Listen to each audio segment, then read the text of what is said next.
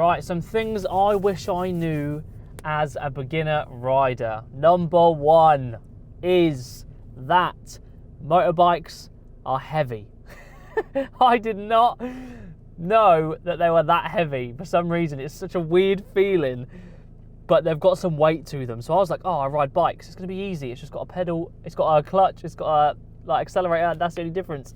It's not, they're heavy, right? And they just get heavier, to be honest. Obviously sport bikes, you can get some crazy race ones that are not that heavy, but even when I got on a 125, I was like, oh my God, this is heavy. So just be ready for that. When you do your CBT or you first get on a bike, get ready for the weight, because it is a big shock to the system, but trust me, once you get moving, it becomes second nature. Your body gets used to the feeling of that weight underneath you, but it is a shock, so just be ready for it.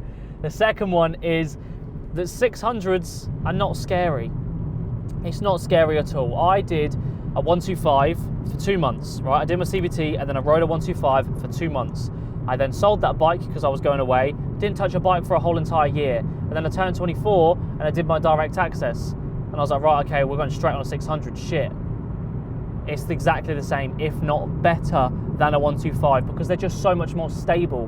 When you go to the test and you start doing your direct access or your A2 or whatever, and you touch a 600 for the first time, they are so forgiving because they can just rumble along. Like 125s, you have to rev the piss out of them just to get them to move.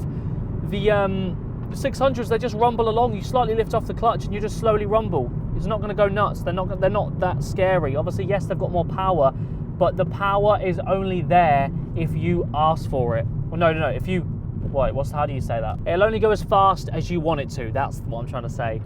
You can absolutely ring it and drop the clutch and high rev that thing and it will go and it will jump off the line. Yes, that's your fault. That's you being stupid. But generally riding, it's absolutely manageable. There is nothing wrong with 600s. They're not that scary. You could jump on an 1000 if you know how to work a bike and the mechanics of a bike. You could control an 1000 easily, all right? So don't be scared of the power. Obviously, if you ring it, you're gonna get into trouble, but if you just ride like you normally would, you will be absolutely fine, especially if you get a sport bike. So I got a 600 sport bike and I was like, oh my God, sport bike, that's gonna be nuts. It's not. Nothing happens until about 6,000 RPMs. You could ride along, pin that throttle, drop the clutch, going nowhere. Absolutely nowhere. There is absolutely nothing in that rev range until you get to about 6,000, and it doesn't give you the full power until about 10,000. Do you know what I mean? So I'd even recommend a sport bike as your first one because it's so forgiving, that low end, whereas like the naked bikes or like the more shorter torquey bikes, they've got that more low end torque that's going to jerk you forward. But still, if you know how to ride a bike, you'll be absolutely fine. Bigger CCs isn't as scary as you think, all right? You just have to experience it. The next one is, which I'm actually just learning now, if you go watch some of my videos, I'm slowly loosening up to this, is that bikes can lean a lot more than you think.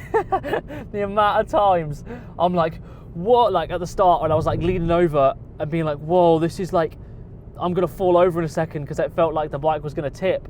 Those bikes can tip literally all the way to the edges of those tires. You will not get close to how far they can go.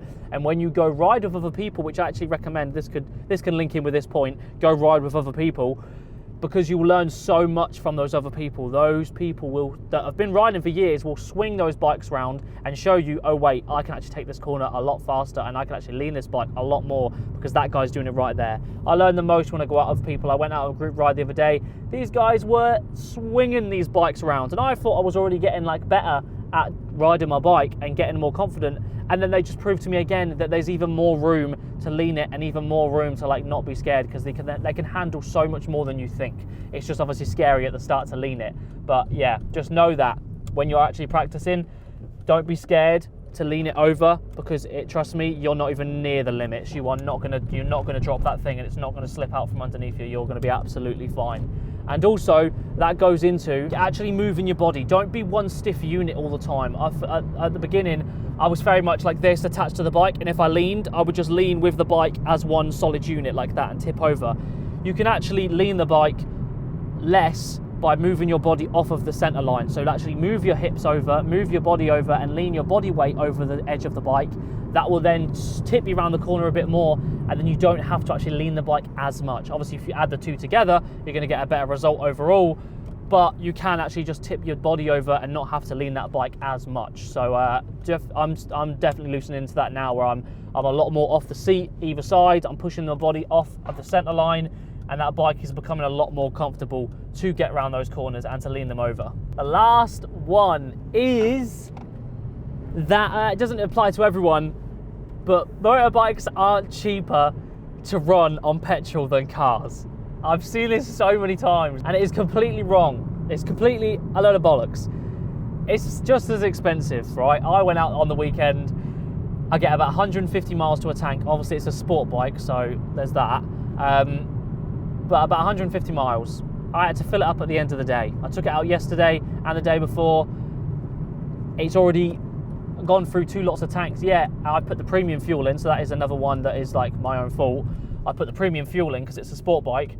So it's £25 to fill up, and obviously £25 kind of goes in one day, and then you're filling it up 2 days later. That's now £50. Do you know what I mean? It adds up quick. So don't underestimate, just because you see the small prices when you're filling it up that one time, you're probably going to fill it up in the next 2 days.